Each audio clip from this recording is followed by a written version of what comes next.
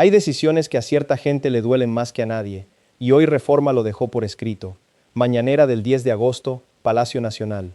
Un periódico salió a criticar a la presidenta Claudia Sheinbaum por haberle cambiado el nombre a lugares que durante siglos honraron a los conquistadores.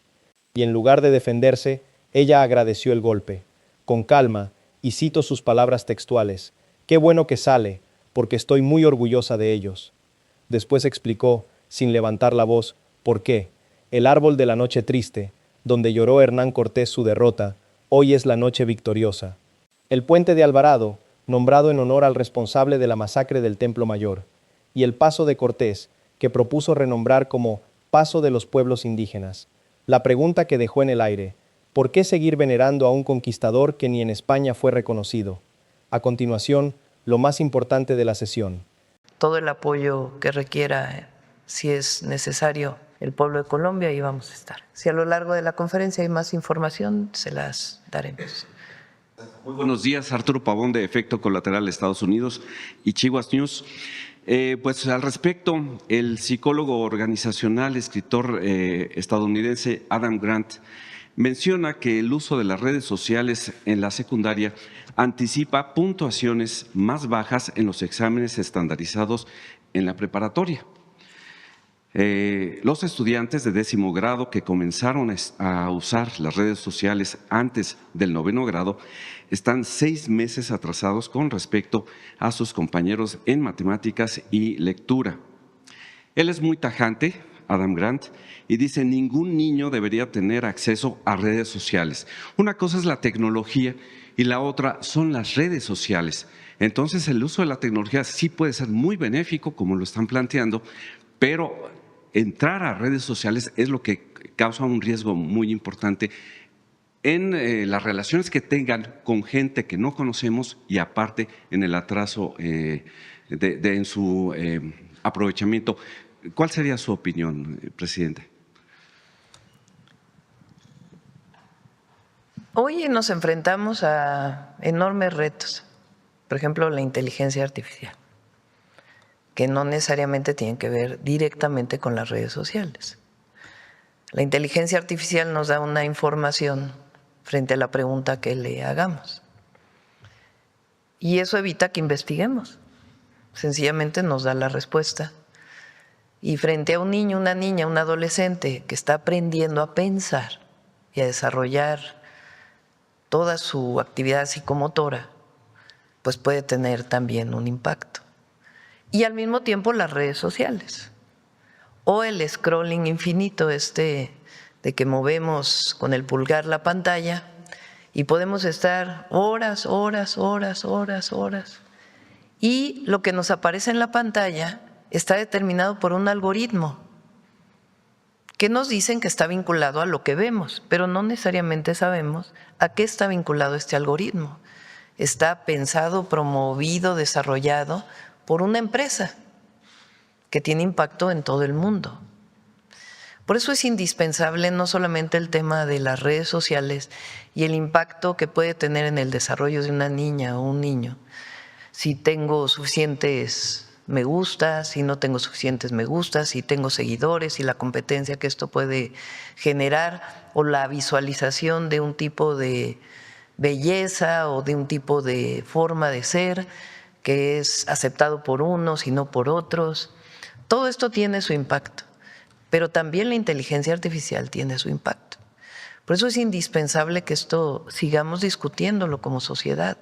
No solamente lo que piensa la presidenta o el secretario de Educación o el subsecretario, sino qué piensan las maestras y los maestros en el salón de clase, hasta dónde el celular puede ser un apoyo en la escuela o mejor no, hasta dónde las mamás y los papás deben saber de este impacto para que también puedan hablar con sus hijos, porque no se trata solo de prohibir o de prohibir per se, es decir, ya no, está prohibido, no lo puedes usar, sino de que también las niñas y los niños sepan cuál es el impacto que eso puede tener en su desarrollo, por más pequeños que sean. Por eso es indispensable seguir hablando de estos temas. ¿Quién controla esa información? ¿Cómo se orienta? ¿Qué es la inteligencia artificial? Y también las redes sociales y el uso de la tecnología. sin cerrar la posibilidad de usarlo, obviamente, porque también es benéfico para muchos otros temas. Entonces, por eso nos interesa en los lunes seguir hablando de estos temas de manera permanente. Lo primero es el celular o las tecnologías en la escuela. ¿Qué hacemos? Entre todos.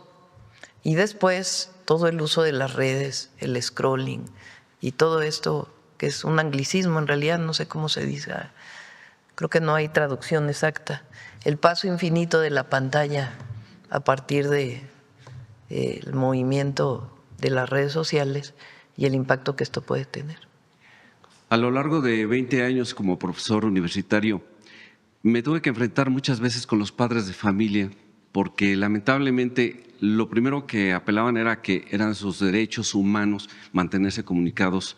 Entonces no les podía uno quitar o decirles que dejaran el celular a un lado antes de entrar a clases.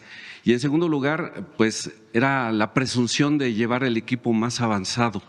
¿Cómo podemos llegarle a las familias para que dejen ese tipo de pensamientos? Hablando, informando, es la mejor manera. Que todas y todos sepamos los riesgos que tiene el uso de las redes. Dice la maestra Sandra, me llamó la atención en una de sus diapositivas, transparencias, imágenes. Transparencias, digo yo, ya estoy viejita. Cuando las pantallas sustituyen la convivencia familiar se debilitan los vínculos. Y es cierto. Cuando está la familia, en vez de estar platicando y qué pasó hoy y qué hiciste y cómo te fue en el día, ya hiciste tu tarea, cómo vas, están todos ahí metidos en el celular y están comiendo y todos metidos en el celular. Pues obviamente debilitan el vínculo familiar. Pero esto es algo que hay que hablar, no es decir, está prohibido usar el teléfono mientras comes, pues no, sería absurdo. Pero sí decir, hay impactos cuando sustituyes la convivencia familiar por el uso de la tecnología. Fue algo que se profundizó durante la pandemia. Sí, pero ahora más, porque hay muchas nuevas herramientas en las redes, en las plataformas. No existía la inteligencia artificial durante la pandemia, hoy existe y cada vez está más desarrollada. A mí me impactó muchísimo en una encuesta que hizo la Subsecretaría de Educación Superior, que los jóvenes lo usan como psicólogo. Es decir, le preguntan a la inteligencia artificial en el que existe, me siento deprimido, ¿qué hago? Y por más que pueda ser útil inteligencia artificial para distintas herramientas, sustituir a un profesional o por la inteligencia, pues también tiene sus riesgos. Puede tener su apoyo, pero también tiene sus riesgos. Entonces, tenemos que estar muy atentos a este desarrollo, porque finalmente es el impacto de nuestras generaciones y de las generaciones futuras en el desarrollo del país y del planeta, de la humanidad. Hace algunos años escuché una frase que decía que las computadoras cometen el error de pensar que el humano no comete errores. Y es que la inteligencia artificial se alimenta simplemente de lo que está en las redes. Lo único que hace es arreglarlo o redactarlo de una manera un poco más humana sin tener esa inteligencia real. No nada más a los niños habría que quitarles los dispositivos, hay gente que también, hay adultos y adultos muy mayores sí, que deberían de dejar las redes o les den un manazo, como Vicente Fox, que sigue diciendo, insistiendo. Imagínense, no, tiene libertad de escribir en las redes lo que él quiera. Sí. Sigue insistiendo ya que lo evalúe la ciudadanía. A nosotros los adultos mayores nos tienen que poner a trabajar y que sí, somos una bola de, como lo ha dicho siempre, ¿no? Como si él tuviera unas manos muy, muy pequeñitas. Pues es esta idea de la derecha, de los conservadores, que los programas de bienestar no deberían existir. Y esta idea muy absurda de que el pobre es pobre porque no trabaja. Cuando si alguien trabaja, pues es justamente el que vive en la pobreza. Es un sistema que evitó que aunque trabajaras más de 8 horas diarias, no podías tener lo mínimo indispensable, entre otras cosas porque el salario mínimo no aumentó durante tantos años. En fin, es algo que hemos hablado en muchas ocasiones. Son 2 proyectos de nación, de país y de humanidad. 2 proyectos. Un proyecto humanista que le da la mano al que se quedó atrás y otro proyecto que solo piensa en la competencia, en la avaricia en realidad, como la forma de desarrollo de un país. 2 modelos distintos y la gente pues siempre puede elegir entre uno y otro. Aunque la derecha siempre ha estado en contra de los adultos mayores, parece, porque la ex candidata del PRIAN pues también insultó a los adultos mayores diciendo que si no habíamos tenido una casa después de los 60 pues éramos muy torpes. Y eso es una tesis de ellos, de siempre. Presidenta, pues ya nada más para terminar, preguntarle cómo le fue con la jornada forestal. Por ahí hay un video, estuvo muy bonito. Ayer nos quedamos como a 1,5 kilómetros porque ya había muchísimos autos estacionados, nos aventamos caminando para llegar al lugar donde fue la reforestación, ahí en el Iztapopo. Aproveché porque ayer fue el Día Internacional de los Pueblos Indígenas para proponer que el Paso de Cortés se renombre por el Paso de los Pueblos Indígenas. Algunos se molestaron ahí. El PAN. No, algunos comentócratas también. Pero el nombre de las calles, los monumentos, las referencias que tenemos, pues hablan de la sociedad. ¿Cuál es nuestra referencia? Más mucho antes de Cortés, que ni Carlos V reconoció, o más bien lo reconoció como un salvaje, por propiciar las matanzas que propició, por marcar a los niños. A ver si tienes ahí el de Carlos V de nuevo. Carlos I de España. ¿Por qué el pueblo de México va a tener esa como referencia? Porque además antes de Cortés, por ahí pasaban los indígenas, evidentemente, era el paso. Y sí refleja a quién veneramos, a quién no. Entonces, una propuesta. Le pedí a Luisa María que viera dónde tiene que escribirse eso, si es una propuesta en qué ley tendría que aprobarse. Pero sí tiene que ver con una visión. Y quien se molesta, pues venera a Hernán Cortés, ¿no? Esa es su referencia. Y nosotros estamos en un momento distinto en la historia de México de reconocer a los pueblos indígenas, que ya se reconocieron en la Constitución como sujeto de derecho pleno. Y ahora hay que reconocerlo en la historia, la referencia de lo que significa, y en el futuro, en el presente y en el futuro. Y por qué ahí están los grandes valores que todavía afortunadamente tenemos las y los mexicanos. Esto es año 1548. Don Carlos, rey primero de España, quinto de Alemania, etcétera, usted, presidente, y oidores de nuestra audiencia real de la Nueva España, salud y gracia. Sepan que en el juicio de residencia que por nuestro mandato se tomó a don Hernando Cortés Marqués del Valle, ya difunto, murió el 2 de diciembre de 1547, del tiempo en que fue capitán y gobernador de esa tierra, entre los cargos que le fueron hechos se le pusieron 5, el uno de los cuales fue que estando dicho don Hernando en Tepeaca, Tepeaca es en Puebla, vino allí de cierta entrada un Cristóbal de Olid, del cual había traído muchos indios e indias que había tomado pacíficamente, los cuales eran del pueblo de Cachula, Cholula en realidad, y que traídos el dicho don Hernando había hecho apartar de los dichos indios a 400 hombres que eran para pelear y los había hecho matar, todos. Y los otros que habían quedado, que eran mujeres y niños, en una cantidad de hasta 3,000, los había hecho herrar, es decir, marcar con hierro, como esclavos.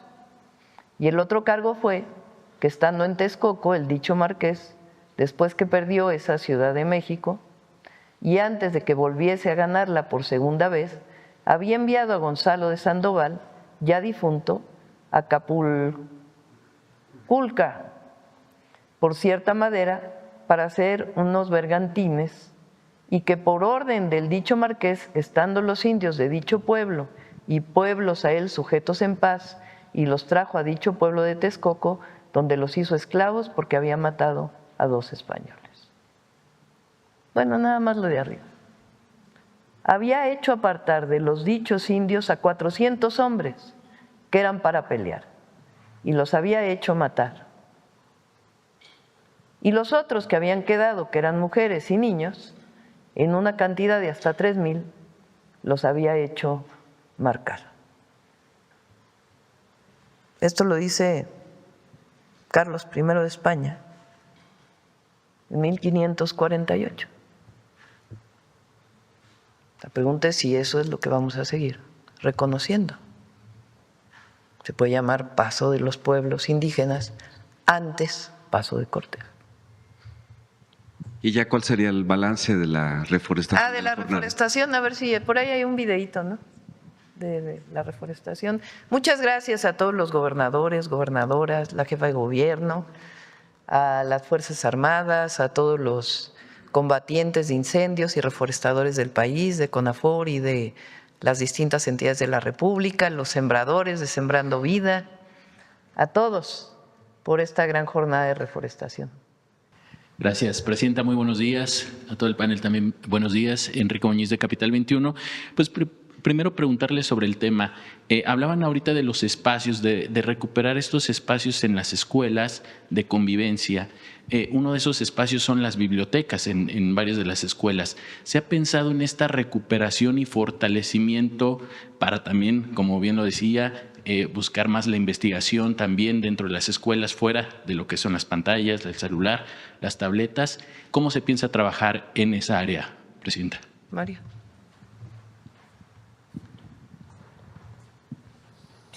El Fondo de Cultura Económica nos ha ayudado muchísimo a llevar libros a las escuelas con la colección que hizo recientemente. A muchas preparatorias estamos llevando libros.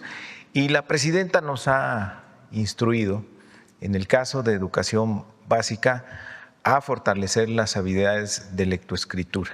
Vamos a promover más la lectura en los niños, en las niñas, que es una manera también, digamos, de balancear este uso excesivo de las pantallas, lograr la concentración, la atención en la lectura de los libros. Recuerdo que en Ciudad de México, todavía como jefa de gobierno, usted implementó un programa de ir a leer en las escuelas. También aquí como presidenta ya pues se hizo un trabajo similar. ¿Dará continuidad a esos trabajos también? Va a iniciar apenas. Está pensado principalmente para tercero de secundaria y educación media superior, pero podemos ampliarlo a la educación básica. La idea es que igual todos los gobiernos estatales y el gobierno federal estamos proponiendo que un día a la semana, los lunes, haya un espacio donde maestras y maestros puedan hablar con sus alumnos, particularmente en tercero de secundaria y en media superior, de lo que llamamos el ABC de las emociones, que aquí lo platicamos y lo vamos a presentar ahora antes de la entrada a clases.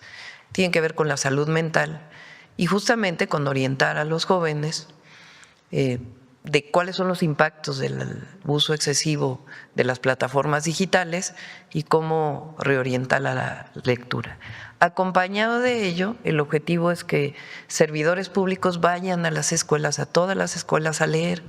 Ya se escogieron los textos para poder leer sobre distintos temas a las y a los jóvenes.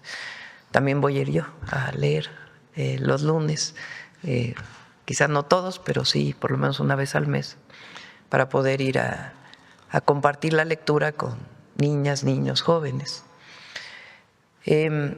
Fue muy, muy importante la campaña que se hizo contra el consumo de fentanilo, muy, muy relevante, tuvo muchísimo impacto. Ahora esta campaña va también al uso del cristal o la metanfetamina, pero no solamente queremos que sea contra las adicciones, sino que realmente sea una intervención de todas y todos para los vínculos afectivos entre los jóvenes y la familia, los jóvenes y otras personas, y dejar a un lado las plataformas digitales que generan tanta ansiedad. Entonces sí es parte del ABC de las emociones que vamos a ir a leer a las escuelas. Muy bien, presidenta. Bueno, y retomando también el tema de estos renombramientos de sitios que hacen referencia a la conquista, Colón, Hernán Cortés, ¿se ha pensado en otros sitios que también puedan ser identificados y renombrados para principalmente hacer honor y reconocimiento a los pueblos indígenas y que quede fuera pues esta parte del reconocimiento que hasta ahorita se le da con estos nombramientos, como Paso de Cortés, por ejemplo? ¿Se ha pensado en otros lugares? Hoy sale en el Reforma como criticándome de cambios que hice cuando fui jefa de gobierno y ahora como presidenta. Y qué bueno que sale porque estoy muy orgullosa de ellos. Hablaba, cuando nosotros crecimos, íbamos a conocer el árbol de la Noche Triste, donde había llorado Hernán Cortés su derrota por parte de los indígenas mexicas. Y nosotros lo rebautizamos como la Noche Victoriosa. Había un paso que se llamaba el Puente de Alvarado. Alvarado fue el responsable de la masacre del Templo Mayor. Cuando sale Hernán Cortés y se queda Alvarado a cargo, viene la fiesta y en plena fiesta viene una masacre. Pues ¿cómo va a llamarse Puente de Alvarado a alguien que propició una masacre de este tipo? Y sí lo renombramos como México Tenochtitlan. Igual el Zócalo le pusimos Zócalo Tenochtitlan, pues en un reconocimiento de la historia. Entonces ahora pues sí, al Paso de Cortés la propuesta es que se llame Paso de los Pueblos Indígenas, porque que dice como sociedad que sigamos reconociendo al conquistador que propició, que ni siquiera fue reconocido en España por las masacres que cometió. Entonces por eso es Paso de los Pueblos Indígenas, antes Paso de Cortés. Ok, presidente. Y en un último tema, preguntarle, bueno, pues han concluido los Juegos Centroamericanos y del Caribe con una actuación de los deportistas mexicanos de récord. Le pedí, ¿sí va a venir el miércoles? Miércoles. Le pedí a Rommel que a ver si pueden venir también algunos de los deportistas que sacaron medallas de oro, pero si no, viene Rommel a platicar, récord histórico en los centroamericanos. Muchas, muchas felicidades a todas y a todos los deportistas que pusieron en alto la bandera nacional. ¿Habrá un tipo de reconocimiento también de otro tipo? Vamos a juntarnos con ellos. Casi todos tienen becas estoy platicando con Rommel, lo que ellos decidan, lo que sea mejor para ellas y ellos para seguir en la competencia. Y finalmente, ¿cómo seguir fortaleciendo el trabajo de estos deportistas para que no solo se quede en centroamericanos, sino también en algún momento se pueda tener resultados mayores en Juegos Olímpicos, que ya son competencias mayores? Rommel está haciendo un gran trabajo al frente de la CONADE y lo que ha buscado es que puedan ir al mayor número de competencias posibles, la mayor, obviamente de acuerdo a al avance que tengan y a los puntajes que puedan tener de las propias federaciones, como se hacen las competencias deportivas, pero que puedan tener todos los apoyos para ir a las competencias. Entonces estamos buscando todos los apoyos posibles que puedan tener y al mismo tiempo pues las becas, son de distinto nivel las becas, también para que puedan dedicarse al deporte, si así lo desea. Muy bien, presidenta, muchas gracias. Gracias. Vamos por acá. A ver la compañera.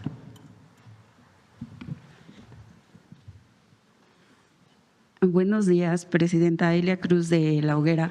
En primer tema, quisiera preguntarle, en esta alerta que emitió Estados Unidos de seguridad en Michoacán, que derivó en la suspensión temporal de la exportación de aguacate, ellos mencionaban que había una amenaza. ¿Su gobierno ya identificó esa amenaza? Hubo una reunión en la embajada el viernes, si mal no me equivoco, sin informarnos, tomó esta decisión pues las distintas instituciones que tienen que ver con la inspección del aguacate. El aguacate que es para exportación y en general todas los productos perecederos que se exportan y los no perecederos también, pero los perecederos tienen un control de calidad muy estricto y un control de sanidad muy estricto, que tiene que ver pues con los acuerdos comerciales. Para ello pues hay inspecciones sanitarias que las hace en México Senacica, que es la institución que se dedica a la inspección sanitaria por parte de la Secretaría de Agricultura, y al mismo tiempo inspectores ya sea mexicanos contratados por las agencias de Estados Unidos sanitarias, o también pueden ser estadounidenses que están en México que se dedican a la inspección en la cadena productiva del aguacate de exportación y de otros productos. Lo que plantearon, que no lo informaron previamente, es que algunos de estos inspectores habían tenido amenazas. Yo me reuní con la asociación que se dedica donde están organizados todos los productores y empacadores de aguacate para exportación. Esta reunión ya la teníamos y justo se da el día en que ya la teníamos programada y justo se da esta situación por parte de las instituciones del gobierno de Estados Unidos. Y ahí hablamos, como lo mencioné aquí en la mañanera, hay una zona en donde se tiene mayor vigilancia, que está alrededor de Uruapan, en donde bajó mucho la extorsión, pero hay otra zona en donde en el último mes había crecido temas como la extorsión.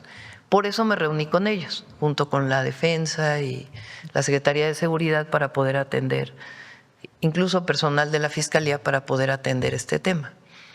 Y al mismo tiempo se dio este retiro. Entonces, de por sí ya estábamos atendiendo el tema, se tomó una decisión, incluso el día que estuvieron conmigo, después se quedaron trabajando para ver dónde se fortalecía la vigilancia y cómo fortalecíamos todo el apoyo que se requiere, y al mismo tiempo para los productores y los empacadores, y al mismo tiempo cuando se da este llamado pues pedí al secretario Omar que hablara, estaba Roberto fuera de México, entonces a Relaciones Exteriores y a Seguridad, que pudieran hablar con el embajador para poderse sentar a ver exactamente qué es lo que estaba pasando. Se sentaron el viernes y ya se planteó de algunas personas que habían recibido algunas amenazas y se les va a dar toda la seguridad para que no haya problema. Y esta mesa se queda de manera permanente para garantizar la exportación del aguacate y también que todas las personas tengan seguridad. Entonces el acuerdo fue justamente eso, que les van a dar protección de seguridad, únicamente eso, para que vuelvan todos los inspectores. Todo en realidad, porque es a los productores, a los empacadores y también pues a los inspectores, tanto de Senacica como de no recuerdo ahorita cómo se llama, pero es una organización que se dedica a la inspección que viene de Estados Unidos. Entonces se acordó la seguridad, ya se abrieron 45 empacadoras para su exportación y creo que son 60 y tantas, las que siguen también esperamos que se abran esta semana. Les mencionaron que el grupo criminal los estaba amenazando. Bueno, eso ya lo puede informar la Secretaría. Presidenta, ¿usted no ve una intencionalidad distinta, aparte de la seguridad, por parte de Estados Unidos con este tema del aguacate, que se suma quizá a la acusación o el señalamiento que hacen de las lechugas mexicanas con este brote que dicen que inició en Guanajuato, y sumado también recientemente con lo de salmonelosis con los chiles? Esperemos que no, vamos a ponerlo así. Y que en todo caso pues atendemos si es que hay algún problema. Pero ya explicó aquí la Secretaría de Salud que las lechugas mexicanas o las lechugas de esta empresa, de donde pudo haber brotado esta… Ciclospora. Sí, pero no es bacteria, es otra… Este parásito no venía de ahí, que ya se demostró que no venía de ahí. En el caso igual de los chiles serranos tampoco hasta ahora se ha presentado ningún problema. Entonces pues hay que dar la información y esperemos que no tengan ninguna otra intención. Gracias, Presidenta. En otro tema, quisiera preguntarle ahora que regresó el canciller Roberto Velasco de Brasil, ¿ya tienen una fecha para la firma del acuerdo convenio con Petrobras y si se confirma que usted visitará Brasil? Me voy a reunir hoy con Roberto para platicarme. Estuvo en la reunión de seguridad en la mañana, pero ya no tuvimos oportunidad de ver exactamente qué es lo que está faltando para la firma del convenio con Petrobras y les informo en la semana. Ok, muchas gracias. En otro tema también quisiera preguntarle, la semana pasada usted mencionaba que la consejera jurídica iba a seguir manteniendo estas conversaciones con la CIR para ver sobre, digamos, sus cuestionamientos acerca de los lineamientos de la ley de audiencias. ¿Su gobierno está abierto a hacer cambios en caso de que lo pidieran? Sí, y no solo la Cámara, también se han recibido de otras organizaciones o personas comentarios. Por eso esta consulta pública, para que se perfeccione el derecho de las audiencias. Y ese es el objetivo. Entonces, en la semana vendrá Luisa María para poder platicar de qué cambios, si es necesario, se harían a los lineamientos. ¿Estaría dispuesta quizás a ceder en el asunto de que tengan un defensor de las audiencias o del código de… Eso ya viene en la ley, eso no está a discusión. O sea, en la ley ya viene el código de ética y el derecho de las audiencias a tener un defensor de audiencias en cada empresa televisora o de radiodifusión. Eso ya está en la ley. Incluso la Cámara estuvo de acuerdo con lo que se aprobó, la Cámara de la Industria de la Radio y la Televisión estuvo de acuerdo con lo que se aprobó, hubo discusiones incluso en el Congreso y estuvo de acuerdo con lo que se firmó o con el contenido de la ley, estuvieron de acuerdo. Ahora lo que está planteado es los lineamientos para que eso se cumpla. Entonces están a consulta pública y pues evidentemente es en el marco de lo que se aprobó en la ley. Finalmente, Presidenta, hace semanas usted ha anunciado junto al secretario de Infraestructura, Comunicaciones y Transporte, el director de Conagua, la inversión histórica que están haciendo en el oriente de la ciudad y el Estado de México. Quisiera preguntarle si dentro de todas estas obras que están realizando en esa zona, sobre todo sobre la avenida Zaragoza, contemplan una exactamente antes de subir el puente de la Concordia, porque esa zona es muy conflictiva, siempre se inunda, cada año ocurre eso. Si tienen planteado algo para justamente esa zona. De hecho, hay una parte que ya está funcionando. El año pasado hubo inundaciones en esa zona y tardó mucho tiempo en bajar el nivel del agua. Ahora hubo cierto nivel, pero de inmediato pudo desalojarse el agua. Entonces, si quieren, otro día invitamos nuevamente a Conagua para que expliquen dos cosas. Uno es ¿El metro? digamos, la disminución de inundaciones y encharcamientos en la zona metropolitana del Valle de México, particularmente en el oriente, y 2, llevar agua potable, porque también hay un proyecto integral de recursos muy importantes para poder sustituir algunos pozos que provocan el hundimiento de la zona oriente y llevar agua desde Cuautitlán Izcalli hasta Iztapalapa.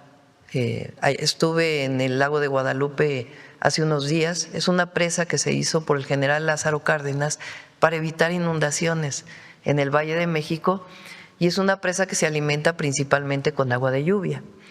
Tiene algunos niveles de contaminación de drenajes que llegan de colonias que fueron creciendo alrededor del lago.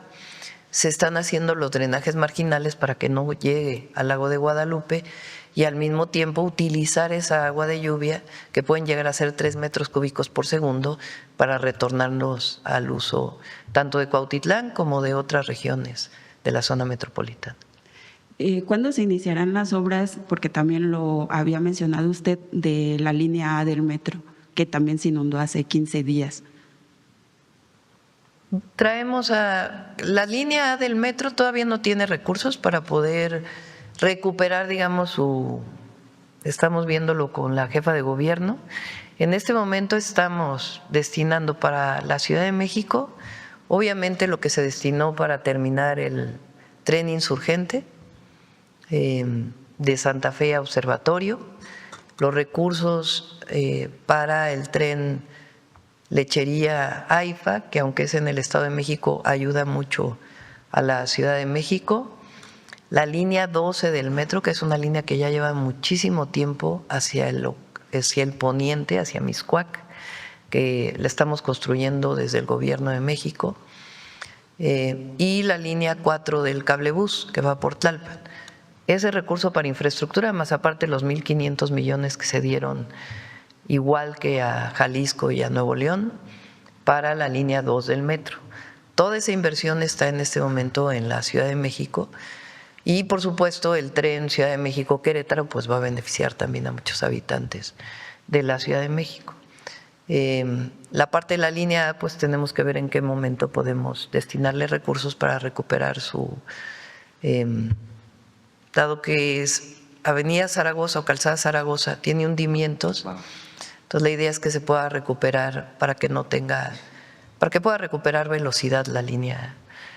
Todavía estamos platicando eso con la Ciudad de México, pero lo que tiene que ver con la inundación en Los Reyes La Paz, que justamente es ahí una de las estaciones del metro de la línea donde se inunda, eso ya se está trabajando, ya tiene todos los recursos, y es parte de lo que visitamos hace poco en Nezahualcóyotl, lo que se hizo en la presa del Salado o en el vaso de regulación del Salado. Todo eso se está trabajando en este momento. Gracias, presidenta. Buenas. Gracias. Vamos de este lado. A ver, ¿quién está? A ver, la compañera.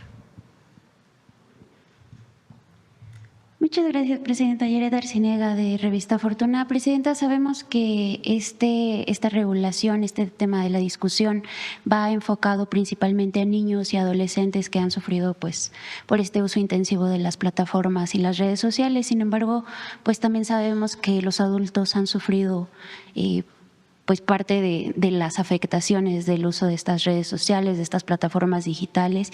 Y en este sentido, presidenta, preguntarle, en febrero usted habló de la necesidad de regular el uso de bots en redes sociales, particularmente durante las campañas electorales. Ahora que se retoma este debate sobre la regulación de plataformas, ¿se contempla establecer reglas específicas para cuentas automatizadas, granjas de bots, campañas coordinadas de desinformación, y qué autoridad sería la encargada de detectarlas y de sancionarlas? En el plan A de la reforma electoral, que no se aprobó, decía que cuando se use inteligencia artificial debería aparecer en grande esta propaganda, esta publicación está hecha con inteligencia artificial, porque ahora es muy pequeñito lo que aparece y a veces ni siquiera aparece. No se aprobó esto, y pues para las campañas ya le correspondería al INE o al INE esencialmente pues hacer lineamientos generales, porque es la institución encargada de ello. No sé si lo harán o no lo harán, pero en todo caso les correspondería a ellos. Ya la parte legislativa para esta campaña ya no podrá aprobarse, porque ya no es la fecha para poderlo hacer para esta campaña electoral. De todas maneras, sigo pensando que es importante que tenga por lo menos la inteligencia artificial, pues la publicación de qué es inteligencia artificial. Pero esta discusión va más allá incluso de las campañas electorales. Tiene que ver con la convivencia y las relaciones humanas que están siendo afectadas por todos estos mecanismos. ¿A quién tenemos que proteger primero? Pues a las niñas y a los niños. Y particularmente ya hay ¿cuántos estados que han regulado el uso de? 16 estados que ya lo pusieron en sus normas, que en la escuela no se pueden utilizar los celulares. Entonces podemos empezar por ahí. Además, estos estados son de todos los partidos políticos. Hay de aquellos que provienen del PAN, del Movimiento Ciudadano, del PRI, de Morena. Quiere decir pues que hay un inicio de acuerdo en todas y todos, por lo menos partidos, pues de regular el uso de los celulares en las escuelas.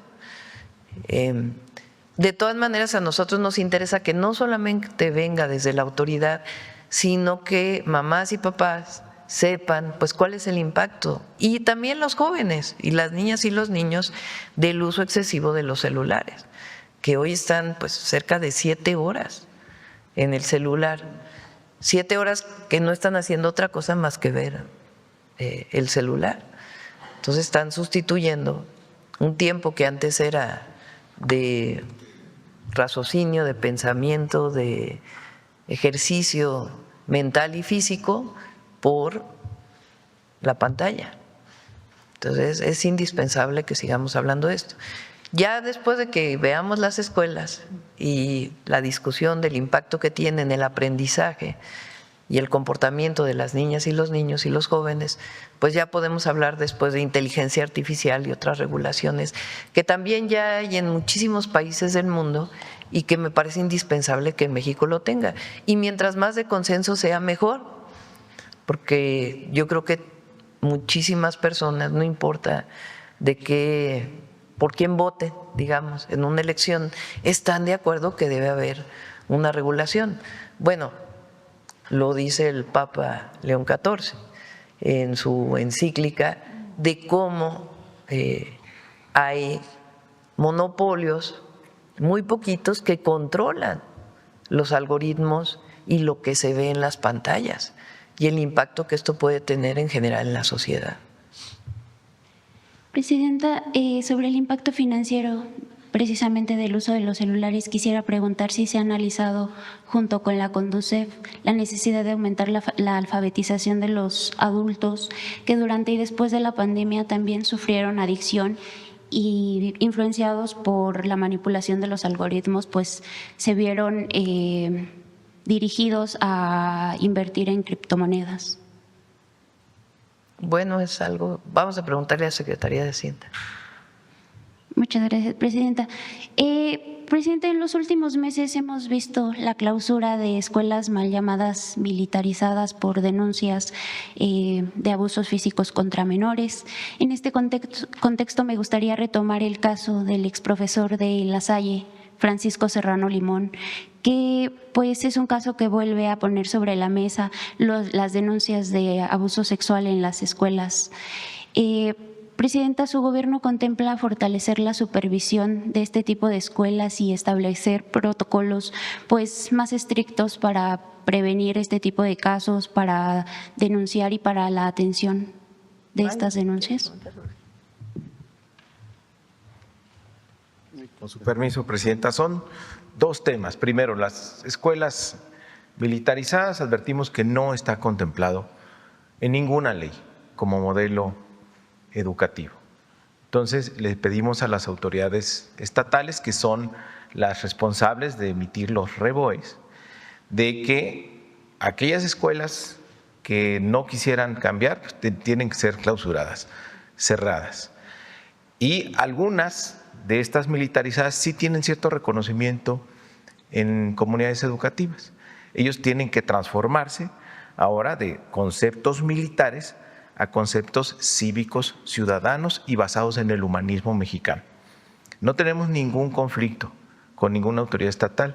Hemos platicado con Aguascalientes, con Zacatecas, con Nuevo León, con Guanajuato, que es donde había este tipo de escuelas, y ya están ellos transformando toda su currícula, toda su organización, y no solo el nombre, porque el nombre es como consecuencia.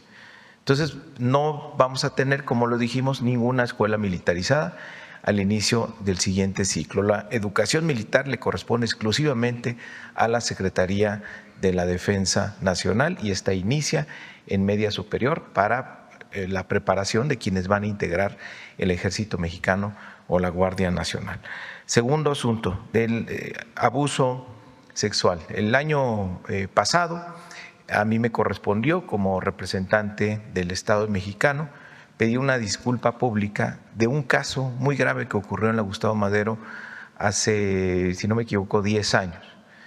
Y una de las consecuencias de ello fue establecer protocolos para evitar cualquier tipo de maltrato y abuso sexual en las escuelas. Y el segundo lunes del inicio de clases, en este ciclo arrancamos el 31, corresponderá el 7 de septiembre, ese día hay una jornada nacional de concientización para erradicar el abuso sexual y cualquier tipo de maltrato en las escuelas. Entonces estamos siendo muy estrictos en eso, en que las escuelas sean lugares seguros y que no representen ninguna amenaza para nuestros niños y nuestras niñas. Es algo que hemos tomado muy en serio en la Secretaría. Esta campaña se está llevando a cabo en todos los niveles educativos y también se está llevando a cabo tanto en escuelas públicas como en escuelas privadas, porque sí, recordar que el caso de Francisco, del exprofesor, fue en La Salle. Los protocolos son para todas las escuelas, públicas y privadas. Estos aplican principalmente a educación básica. En media superior tenemos otro tipo de protocolos, pero tienen otro tipo de enfoque diferente al que se aborda en educación básica, donde los niños lo que necesitan es protección. Por ejemplo, una de las cosas que nos instruyó la presidenta, en todas las escuelas nuevas que estamos haciendo, hay baños para los alumnos, las alumnas, y hay baños para los profesores.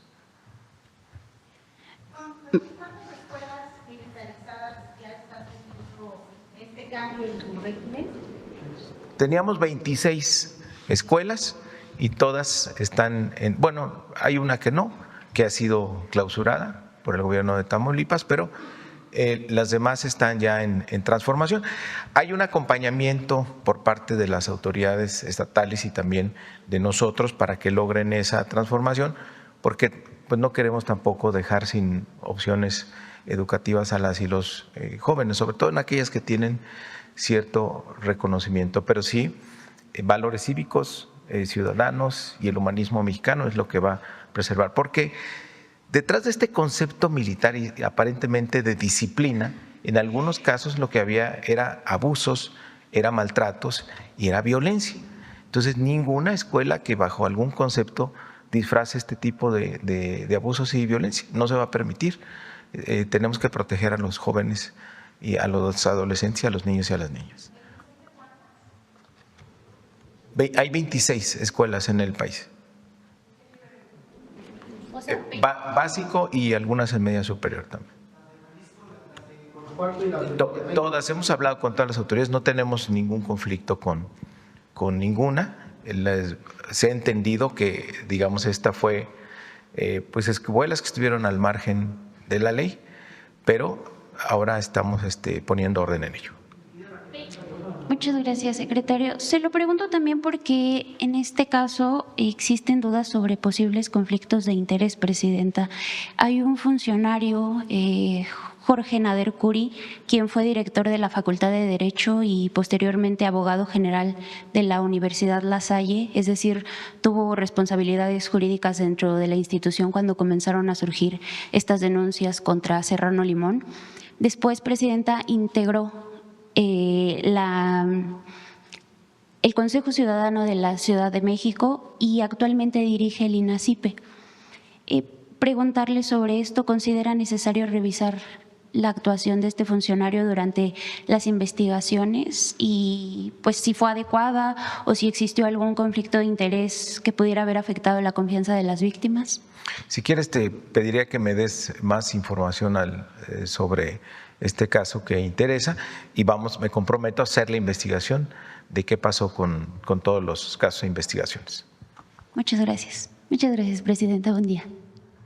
Bueno, dos más, si quieren. A ver, la compañera.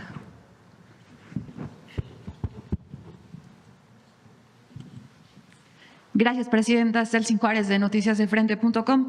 Presidenta, en este debate de regular el uso de redes en México, en Estados Unidos, de acuerdo a una nueva encuesta, el 61% de los estadounidenses apoya una mayor supervisión de las empresas de redes sociales, pues exigen que estas empresas utilicen tecnología de verificación de la edad para evitar que adolescentes menores de 18 años abran alguna cuenta.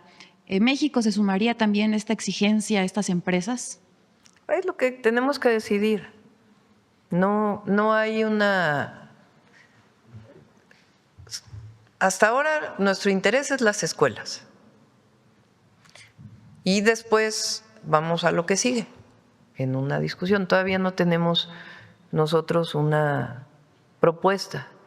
Los expertos que estuvieron aquí la semana pasada, uno de ellos trabajó en una de estas empresas.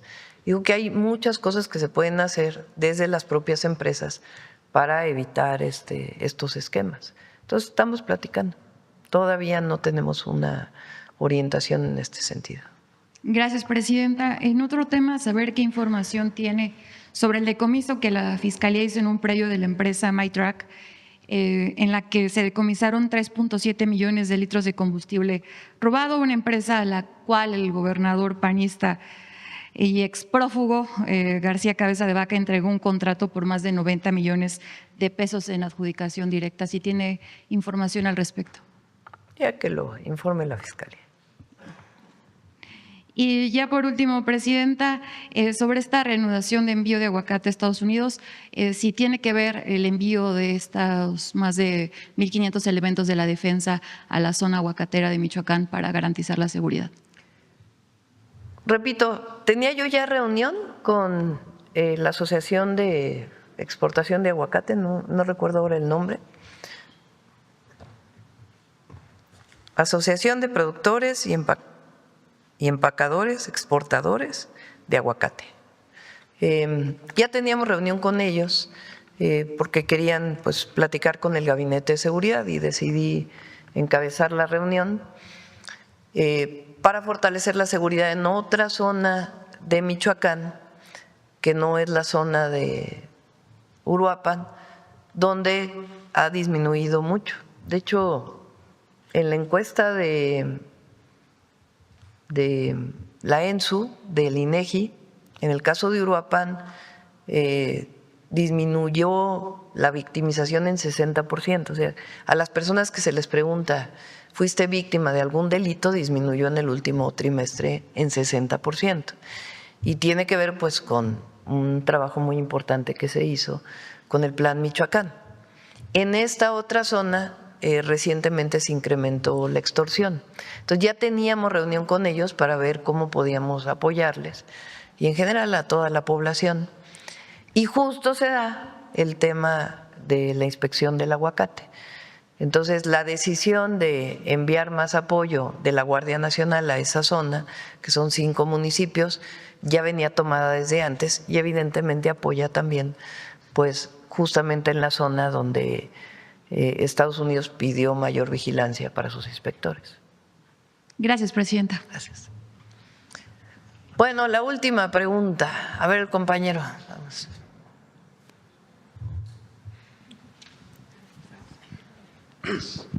Gracias, Presidenta. Carlos Padilla, de la revista Zócalo. Con regularidad conocemos versiones, noticias de acciones de niños o adolescentes que cometen delitos o son influenciadas por las redes sociales. Aprovechando la visita tan importante de las maestras, no sé si tengan alguna experiencia que hayan conocido de cerca, alguna situación de crisis manifestada por niños o adolescentes por el uso excesivo o presunto uso excesivo de las redes sociales. No sé si quisieran citar algún caso.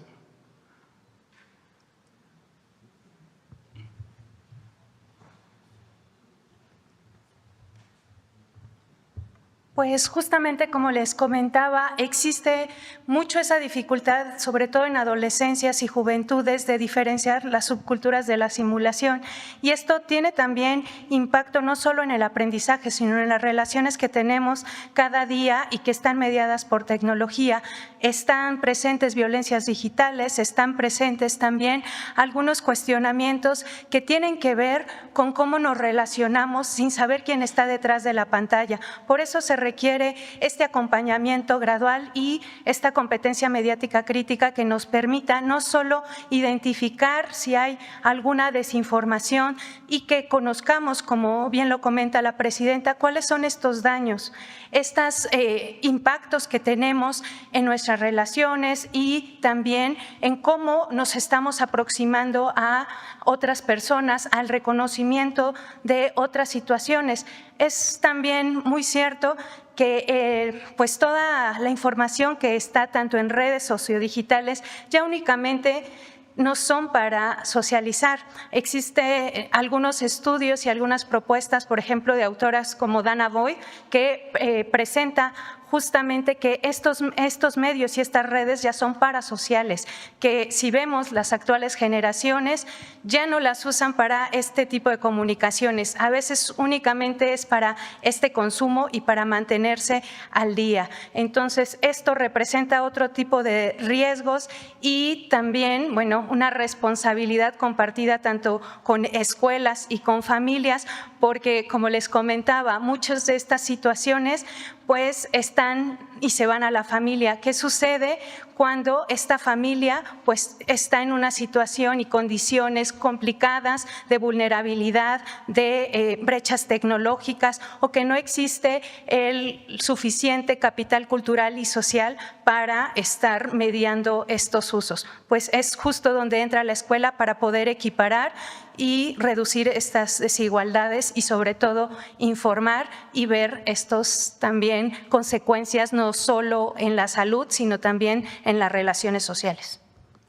Bien, bueno, igual si es posible que alguna de las maestras comenten.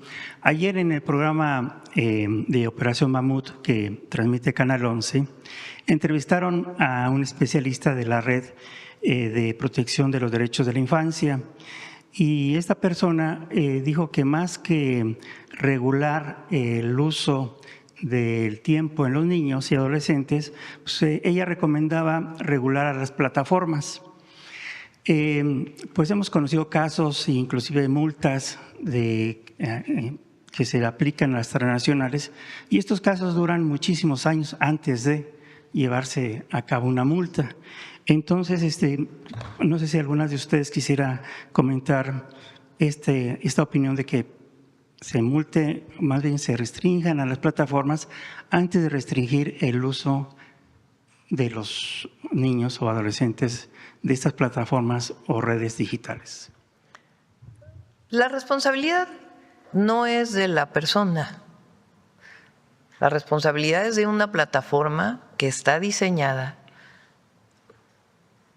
para generar adicción.